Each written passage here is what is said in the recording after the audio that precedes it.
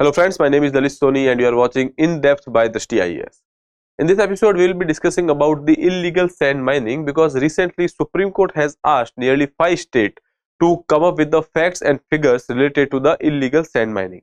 Now in this video, we will be looking at what is sand mining, what makes it illegal, okay, what are the factors which is leading it to be illegal sand mining, then we will be talking about the consequences as well. So let's start our discussion. So in summary, you can say that today's point of discussion will be, first we will be going through the news, after that we will see what is sand mining, then we will be looking at the sources from which you can get the sand, and then factors driving illegal sand mining. In the end there will be consequences, and we will also try to understand that what are the rules and regulations which are there, or you can say what are the initiatives which are there to regulate the illegal sand mining. Okay, in the end there will be a practice question for you. Now let's start our discussion. Before that, as you know that all the classes of the Drishti IAS Mukherjee Nagar has been shifted to Noida sector 15. So we are starting our first offline batch over there from the 9th December in Hindi medium at 3 p.m. and for English medium that will be 12th December 6 p.m. over there. Address is given C171/2 Block A Sector 15 Noida. Nearest metro station is Noida Sector 15, and this is the number on which you can call for any query, that is 9311406440. Other than that, at our Prayagraj Center, UPSC GS Foundation course is starting on the 2nd of January for both Hindi as well as English medium at different times. For Hindi medium that will be 6 p.m. For English medium that will be 5:30 p.m. Okay. On our website we have started new initiative, that is Sambhav 2025. This is a integrated approach towards prelims as well as mains. So mostly you will be seeing that after December mostly people will be shifting for the prelims preparation. So here we have come up with the integrated idea wherein you will be practicing 10 prelims questions every day, and there will be 2 mains questions. Okay, so basically that is your practice for prelims as well as mains, so that you will be in the touch with mains as well. Meanwhile, these questions are devised on the basis of the PYQ analysis, so that will be very beneficial for you, and this is an initiative which is open for students to access from our website, so you can go and explore it over there. So this is about Sambhav 2025. Now let's move further and start with the news. The top court directs 5 states to provide facts and figures on illegal sand mining. Supreme Court asked state including Tamil Nadu be ready with the facts and figure on sand mining for the next hearing in January. So Supreme Court, in a petition, they have asked these states to come up with the facts and figure, because a petition highlighted the rampant violation of the sustainable mining guidelines, armed miners involvement and the land degradation. So basically they are saying that there is illegal mining which is going on, because of which there are consequences which are happening, and regarding that there was this petition which has been filed in the Supreme Court, and Supreme Court has asked these states to come up with the facts and figures. Okay, now let's see what is illegal sand mining. Before that, understand what is sand mining. Now for the construction and other purposes we need sand. Sand is being taken from the already available sources like riverbed. Okay, like if you have lakes, if you have dams, so there will be silt etc which are deposited at the depth of the water bodies. So sand is mined from these areas. Okay, so here you can see sand mining is defined as the removal of primary natural sand and the sand resources. Okay, so the thing is, if you are taking sand or the sand resources from the nature, that is basically your sand mining. From the natural environment, that is terrestrial, riverine, coastal or marine, these are all the areas where you can see water, and if not water, then let's say in the terrestrial regions as well you can go for the sand mining. Okay, for extracting valuable minerals, metals, crushed stones, sand and gravel for the subsequent processing. Okay, once you take them out, then you will go for the subsequent proceedings, then you can use it for the construction purpose or any other purpose. This activity, driven by various factors, poses serious threat to the ecosystem and the communities which are living nearby. Now if there is a riverine sand which you are taking, that means that you are taking the sand from the riverbed. Okay, so the flora and fauna which is available over there, that will get impacted. So this way they are impacting the ecosystem as well as the communities which are surviving over there. Okay, now when we are talking about the sources from which you can get the sand, that is basically your riverbeds and the floodplains. Okay, like Ganga riverbeds or Yamuna riverbeds, from there you can get the sand. Second is your lake and reservoirs. Like when we are talking about these lakes, water is coming from outside. Okay, now with the rainfall or the surface runoff of the water, they will bring sediments with them. Okay, and now these sediments will be deposited on the bed of these lakes. Okay, similarly for the reservoir, what will happen is that, let's say this is the dam or reservoir which you have built. Okay, this is the upstream from which water is coming. So with the water they will bring sediments, and that sediments will deposit over here at the bed of the reservoir. Okay, so these are basically your lakes and reservoir. Then agricultural fields, obviously. Next is your coastal and marine sand. So from the beaches, etc., or from the little bit inside of the beaches, you will be getting these marine sand which is available over there. Then paleo channels. Okay, paleo channels means that, let's see, there was this river which is flowing through this particular area. Okay, now because of some reason that river has changed its course from like this to that had started to flow like this. Okay, and now the river is going on this direction. Now this area is basically water deficient. There is no water over here. From where these are called as the paleo channel, the old route of the river. These are called as paleo channels. Okay, that means that at some point of time there was this river which was flowing through these channels, and now that has changed its path. So these are called as the paleo channels. So you can extract the sand from these areas as well. Okay, then in the end there is this one thing, manufactured sand, that is basically artificially manufactured sand by the anthropogenic activities. Okay, so these are the sources of your sand.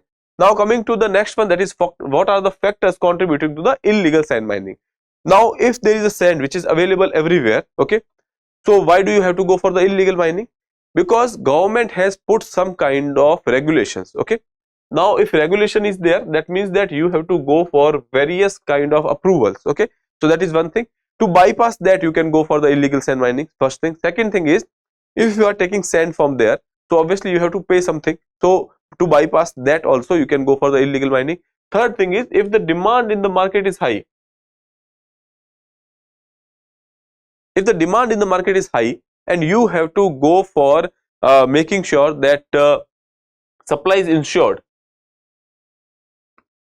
but you don't have the soil, or you can say you don't have the place from where you can get it, or you can say because of the approval, etc., there is a delay in getting that. So to bypass that and to fulfill the demand, you have to go for the illegal mining. Okay, so there are mafias, sand mafia is there.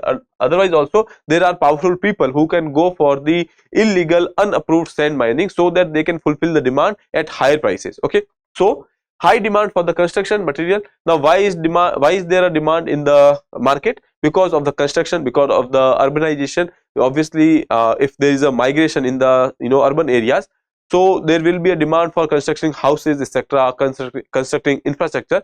So considering all these things, there will be high demand. Okay, construction industry demand, pollution, population growth, and the urbanization. Now coming to the next one, corruption and the mafia influences. Now for such activities, for such big activities, because you are taking sand from the river beds, okay, this is not like that ki you will go in the night time and steal some items from there. It is a proper proceedings which are there, and you have to go and mine the sand. Okay, so at this big level, these you can say extractions are happening. So for that, it is important either there is corruption or there is a collusion with the authorities, or nexus between the mafia and the authorities. Okay, so that is there.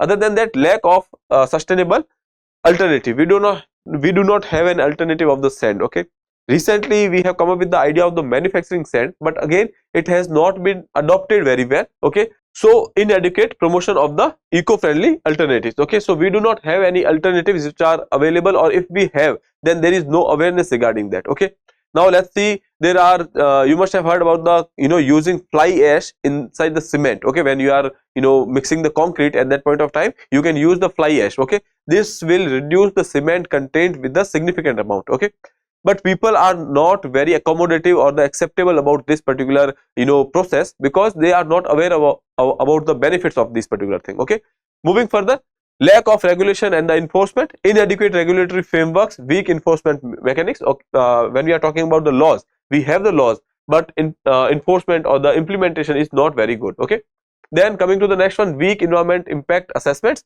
or EIA impact assessment.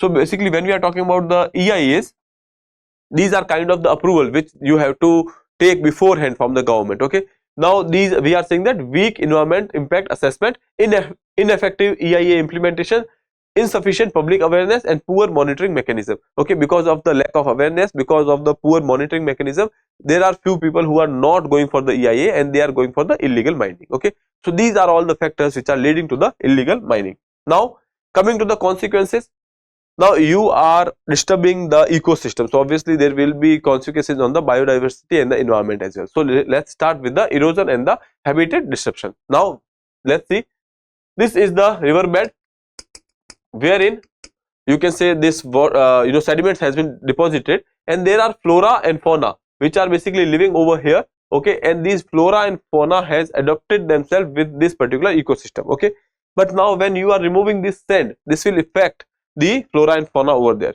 Now talking about second thing, that is erosion.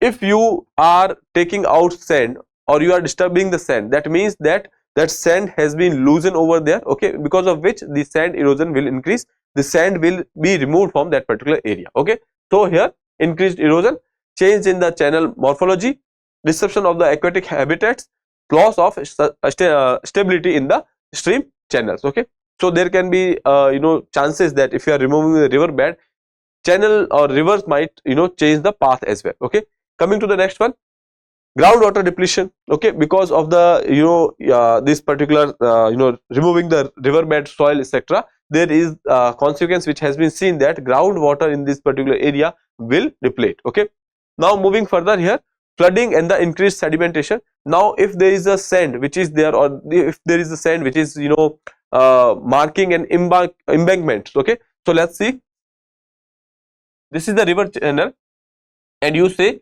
there are sand which has been deposited over here. Okay, these are kind of sand dunes type of structures which has been made over here, and now if you are taking sand out of these particular areas, there are high chances when there will be surplus water in the river, that water will be flowing through these embankments. Okay, so that means that flooding, chances of flooding are increasing. Then biodiversity loss, as I told you, if you are going for the habitat disruptions, flora and fauna there will be impacted, ultimately that will result into the you can say biodiversity losses. Okay, now if we talk about the regulation of the sand mining in India, here you can see 1957 we have come up with an act, that is enactment of the Mines and the Mineral Development Regulation Act, which is there, we will be talking about that. Then in 2006 Supreme Court has said that there will be mandatory approval for the sand mining activities, that is your environmental impact assessment as well. Okay, coming to the next one, that is your 2016 introduction of sustainable sand management guidelines by the Ministry of Environment, Forest and Climate Change. Then in 2020 enforcement and the monitoring guidelines for the sand mining, which has been given by the government, and in 2023 this particular act has been amended. Okay, so these are the regulations with respect to the sand mining. Here you can see Mines and Mineral Development and the Regulation Act 1957. Sand is classified as the minor mineral. Okay, if it is the minor mineral, that means that the administrative control of the state government will be there. Okay, so here you can see administrative control over the minor minerals rests with the state governments. Now section, and that is exactly why the court has asked for the data from the state governments.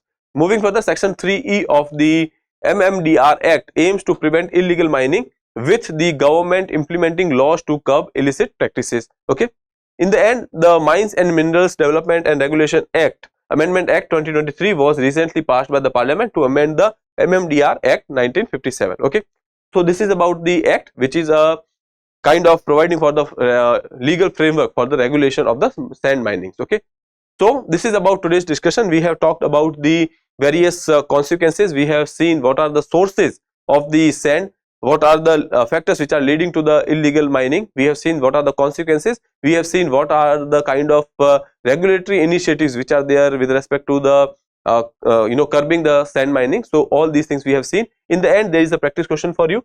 So which act governs the regulation of sand as a minor mineral in India? Environment Protection Act 1986, Mines and Mineral Development and Regulation Act 1957, Water Prevention and Control of Pollution Act 1974, Forest Conservation Act 1980. So you can attempt this question and answer to me in the comment box.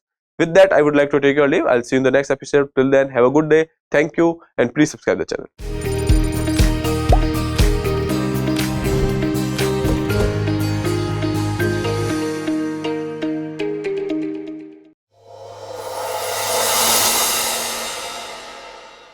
For more informative content, like, share and subscribe, and do not forget to press the bell icon to get the notifications.